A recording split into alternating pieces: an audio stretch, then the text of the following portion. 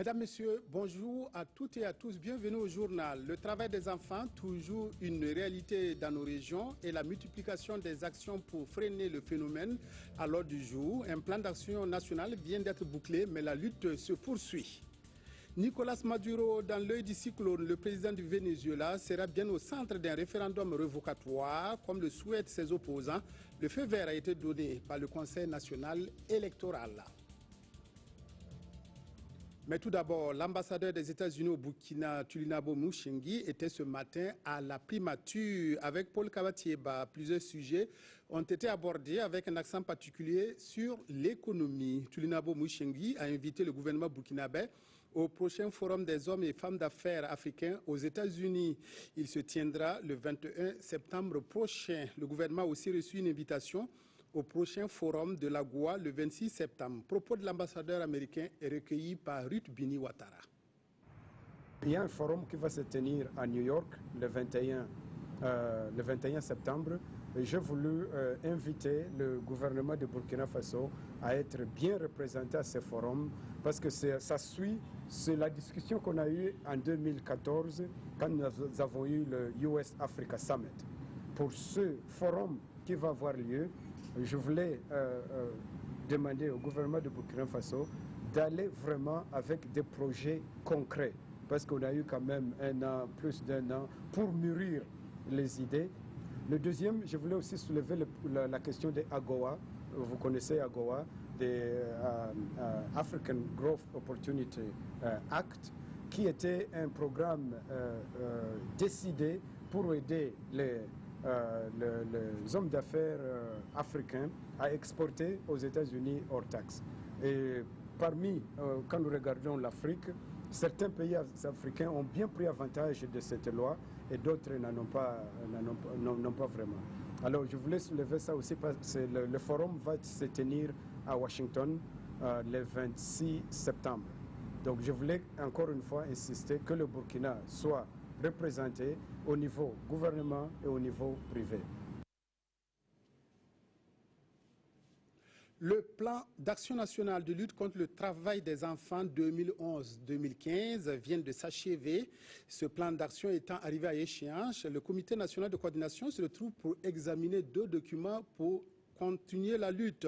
Il s'agit de mesurer la progression du Burkina vers les objectifs de l'élimination des pires formes de travail des enfants. Moussa Ouedraogo, Yolande Lompo, reportage. À l'heure du bilan, les membres du comité de coordination du plan d'action national de lutte contre les pires formes de travail des enfants au Burkina Faso sont unanimes. Ce plan d'action, adopté en février 2015, a permis à plus de 12 000 enfants d'échapper au cercle vicieux du travail des enfants, mais aussi d'octroyer des microcrédits à des ménages pour la réalisation d'activités génératrices de revenus.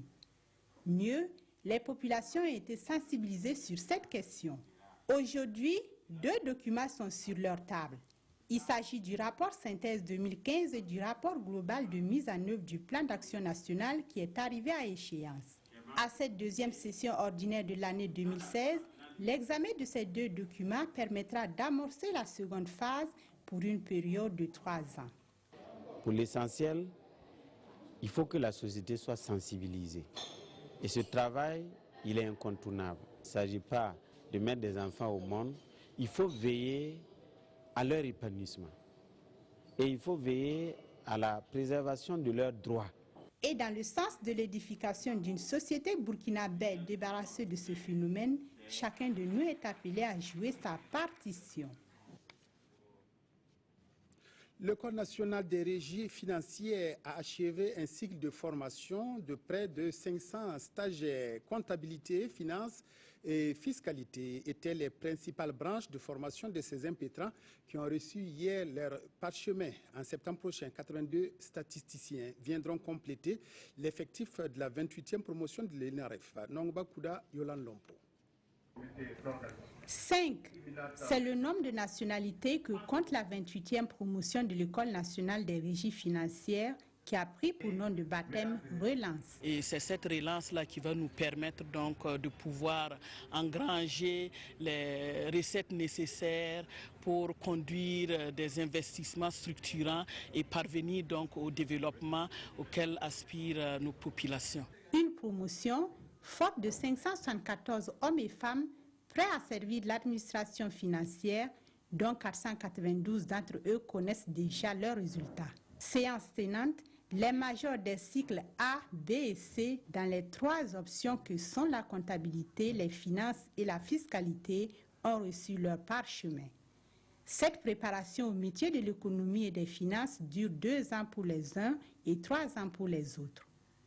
Tous ont été invités à une pratique vertueuse du métier. En tant que parrain de la promotion, ancien élève de l'ENAREF, j'ai invité l'ensemble de mes filleuls à travailler au nom de l'État et pour l'État et de se battre pour mériter toujours leur place. Selon son directeur général, l'ENAREF s'est hissé au rang de l'excellence. Ce fut donc le lieu pour lui de présenter les 2 derniers prix obtenus par l'école et dégrainer un chapelet de doléances parmi lesquelles l'on retiendra l'extension des locaux et la reconnaissance des diplômes par le CAMES.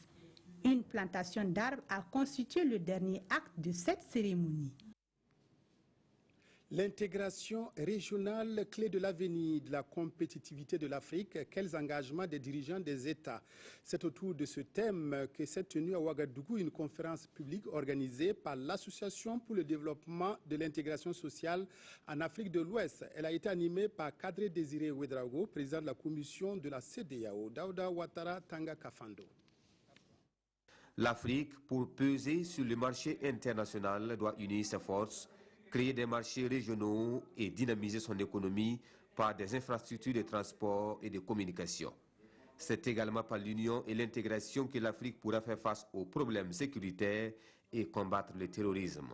C'est la conviction du conférencier du jour, Kadri Désiré Ouedraogo, ancien président de la commission de la CEDEAO et fin connaisseur des institutions régionales et sous-régionales.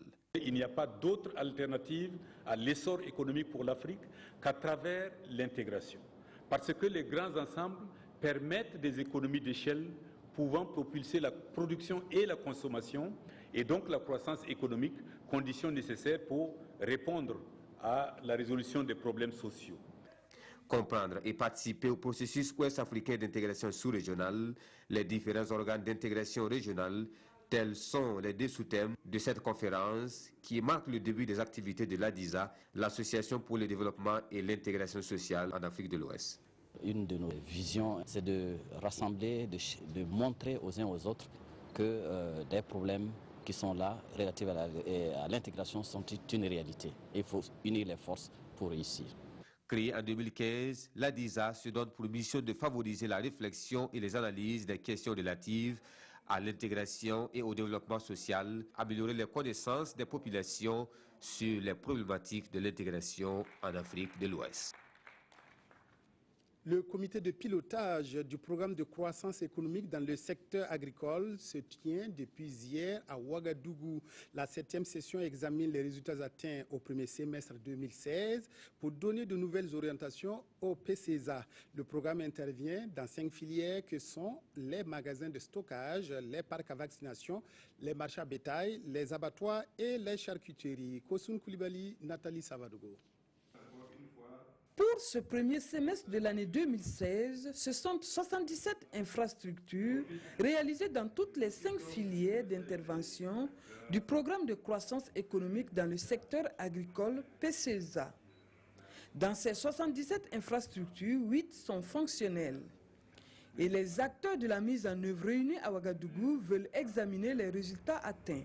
Nous avons également au niveau donc, des normes, pour ce qui concerne toujours la composante B, entamé déjà donc des conventions avec, de collaboration avec l'ABNORM qui ont déjà entamé un certain nombre donc, de réalisation de normes, notamment sur la gomme arabique où il y a déjà donc les TTD qui sont définis. Donc nous espérons pouvoir terminer cela, des normes sur le maïs également, sur le Kilichi. Le programme de croissance économique dans le secteur agricole intervient dans la réalisation des magasins de stockage, les parcs à vaccination, les marchés à bétail, les boucheries, les abattoirs, et ce, dans 5 régions du Burkina Faso. Quand vous prenez la région du Grand Est, le centre-Est et l'Est, nous avons les plus grands marchés de bétail de la sous-région. Quand vous prenez le marché de Koutenga, nous avons un marché de céréales qui est très animé et le PCESA justement accompagne l'ensemble de ces acteurs. Le PCESA est né de la volonté du gouvernement burkinabé et du Royaume du Danemark. L'objectif est de contribuer à une augmentation de la productivité des valeurs ajoutées et des revenus agricoles en vue de contribuer à une croissance économique nationale. Produit de l'anacarde dans un environnement sauvegardé. Objectif du projet d'appui au développement de l'anacarde dans son volet gestion environnementale et sociale. Pour permettre aux producteurs et acteurs de la filière de s'approprier le contenu d'un document, il se tient à Bérégadougou, dans la Komoué, un atelier qui devrait permettre aux participants de disposer de connaissances sur le projet. Idrissa Warga, Mireille Carole Tougma. Ici, dans les cascades, des pieds d'anacardier qui s'étendent à perte de vue. Sur ce site de l'ONG WALL, du compost à base de graines d'anacarde. Tout cela dénote de l'importance de la production de cette denrée dans la région. Une production qui doit se faire dans le respect des normes environnementales. C'est le centre d'intérêt de cet atelier de validation du cadre de gestion environnementale et sociale du projet d'appui au développement de l'anacarde dans le bassin de la Komoué. Il y a 3 grandes composantes qui vont comprendre la réhabilitation de plantations d'anacarde et la création de nouvelles plantations. Il y a également le renforcement des capacités des producteurs. Pour les producteurs d'anacarde, ce projet s'annonce comme un ouf de soulagement. Les questions liées à l'environnement font partie de nos gros soucis. Et aujourd'hui, que l'État puisse bénéficier de la part de la Banque mondiale et de la BAD d'un tel financement et que la région des Cascades ait pu aussi bénéficier à travers notre association de cet appui, nous ne pouvons que nous en glorifier. Sous la supervision générale de la coordination du programme d'investissement forestier PIF, le projet d'appui au développement de l'anacarde sera mis en œuvre dans les zones d'intervention de l'ONG WALL, à savoir les Cascades, les hauts bassins et le sud-ouest. La région de l'Est regorge de nombreuses ressources naturelles et culturelles pour permettre aux vacanciers du Goulmou de découvrir ses potentialités touristiques et culturelles. Une sortie a été organisée dans la commune de Logobou à Napokware. Une centaine de participants ont pris part à cette randonnée qui a duré 4 jours. Fada Alassane Kendrebego, Mamadi Ouedraogo. Nous sommes au pied de la falaise de Gobnangou dans la commune de Logobou. Les élèves de l'association pour l'éducation culturelle des enfants du Goulmou mettent à profit leurs vacances pour découvrir les merveilles touristiques de Napankoré. J'ai réussi à connaître beaucoup de choses provenant de la tradition et en plus provenant du village de Napankoré. J'ai trouvé la falaise très agréable puisque vraiment, c'est ma première fois de voir ce genre de trucs en face. Entre escalade et balade d'environ 2 heures, les randonneurs assistent à des cours théoriques sur les potentialités de la falaise. La falaise du Gobnangou, elle est située entre 2 communes, donc on peut faire du trekking en train de, c'est-à-dire quitter la commune de Logobou pour rejoindre la commune de Tambaga. Et en même temps aussi, on peut visiter des grottes qui contiennent des matériels ancestraux. De retour au campement de Napankoré, ce sont les artistes locaux du Goulmou qui tiennent en haleine les vacanciers à travers des prestations de danse traditionnelles. Dans la nuit, les sages du village retiennent l'attention du public par des contes et légendes sur l'historique de Napankoré. Plusieurs panels relatifs à l'incivisme en milieu scolaire incarnent aussi cette sortie de 4 jours. C'est permettre de préparer une future génération qui doit être un modèle pour le développement de notre pays. Une génération dans laquelle nous n'allons plus trouver de l'incivisme dans le milieu scolaire, l'incivisme dans la société. 5e du genre, l'édition de cette année se veut une plateforme pour promouvoir la dynamique des valeurs républicaines dans la région de l'Est. Lancée mardi dernier, l'opération Renaissance du studio à Bazon a déjà permis de collecter la somme d'1 600 000 francs à la date du vendredi, bien entendu. À terme, l'opération devrait permettre de mobiliser 20 millions de francs pour relancer les activités du studio à Bazon. Les dégâts du sinistre qui a détruit le studio se chiffrent toutefois à 59 millions de francs. Salif Belem, Amandine Lalsaga. 20 millions de francs CFA, c'est ce qu'il faut pour démarrer les travaux de reconstruction du studio à Bazon, selon Abdoulaye Ménès Diallo. Les initiateurs de l'opération Renaissance du studio de l'artiste musicien Smoké se disent confiants. Ils se fixent un objectif de 3 mois pour remettre sur pied le studio dont les dégâts sont estimés à près de 59 millions de francs CFA. Pour nous, on l'a dit clairement, on a lancé cette opération, mais on doit préserver l'indépendance et l'insoumission de Smoké. On ne veut pas que quelqu'un, parce qu'il a donné 10 000 francs, un jour vienne dire, voilà, moi aussi, je fais partie de ceux qui ont construit le studio à Bazon, donc tu dois me faire un spot gratuit ou tu dois me faire un son gratuit. Non, c'est une opération citoyenne, c'est un engagement. Si on le fait, on l'a fait et c'est une bonne foi. Abdoulaye Ménès Diallo a laissé entendre que les recherches se poursuivent pour déterminer le mobile de l'incendie du 18 juillet 2016. Pour l'heure, il invite toutes les bonnes volontés à prendre attache avec les initiateurs de l'opération au centre de presse Norbert Zongo ou au siège de Semfilm. Un détour par l'actualité internationale, l'opposition vénézuélienne remporte une petite victoire. Le Conseil national électoral, l'alter ego de notre CENI, a donné son feu vert pour la tenue d'un référendum révocatoire contre Nicolás Maduro. Le CNE a validé 400 000 signatures collectées ces derniers mois en faveur de ce référendum. L'opposition accuse le président Maduro d'être responsable de la débâcle économique du pays. C'est une petite victoire d'étape pour les opposants au président Nicolás Maduro au Venezuela. Le Conseil national électoral a donné son feu vert au référendum révocatoire. 400 000 signatures collectées ces derniers mois ont été validées, soit le double du minimum requis. Les opposants au président l'accusent d'être responsable de la débâcle économique du pays et des pénuries alimentaires. Les 24 États ont rempli la condition de validité de 1% des signatures et la certification sera présentée au secrétariat. Le gouvernement de son côté invoque la loi pour discréditer le référendum. Le référendum révocatoire est légalement mort car rien ne peut être fondé sur ces éléments qui sont intrinsèquement frauduleux. Les anti-Maduro sont loin d'avoir gagné la partie. Il reste encore plusieurs obstacles à franchir.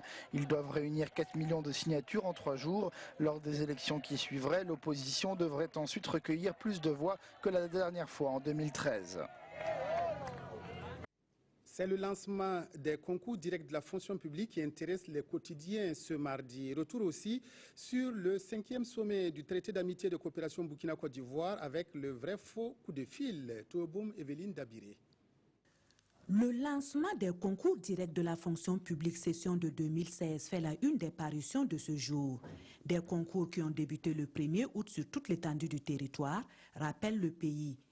Pour cette session, la sécurisation du processus de l'organisation est de mise et toutes les bouches de fraude possibles ont été fermées, affirme le ministre en charge de la fonction publique dans les colonnes du journal Le Quotidien. Parmi le million de candidats, l'observateur Palga s'intéresse aux handicapés visuels qui voient rouge. Selon ce journal, les 66 candidats aveugles et malvoyants ne sont pas logés à la même enseigne que les candidats voyants. Et pour preuve, explique ce quotidien, 2 heures après le début des épreuves, ils étaient toujours dans l'attente de leur sujet. Une inégalité bien visible, conclut l'observateur Palga. Autre sujet d'intérêt des journaux, le supposé coup de fil entre Blaise Compaoré et le président Roch Kaboré. L'observateur Palga constate que le Burkina est abonné depuis quelque temps à ces appels téléphoniques présumés ou réels qui font beaucoup de bruit. Notre temps s'interroge. Est-ce encore une entreprise de sabotage après le TAC? Réponse du même quotidien. Si le ministre Alpha Bari ne l'a pas dit expressement, il ne le pense pas moins. L'observateur Palga, lui, estime qu'il n'y a vraiment pas de quoi fouetter un chat dans cette nouvelle affaire de coup de fil. Mais ce qui serait par contre désastreux, poursuit ce quotidien, c'est si, après ce vigoureux démenti, on découvrait un jour que cette conversation avait bel et bien eu lieu. D'ailleurs, où se trouve le mal, se demandent les internautes dans l'observateur Palga. Fin du journal. Merci de l'avoir suivi. Excellent après-midi à toutes et à tous en compagnie de la RTV.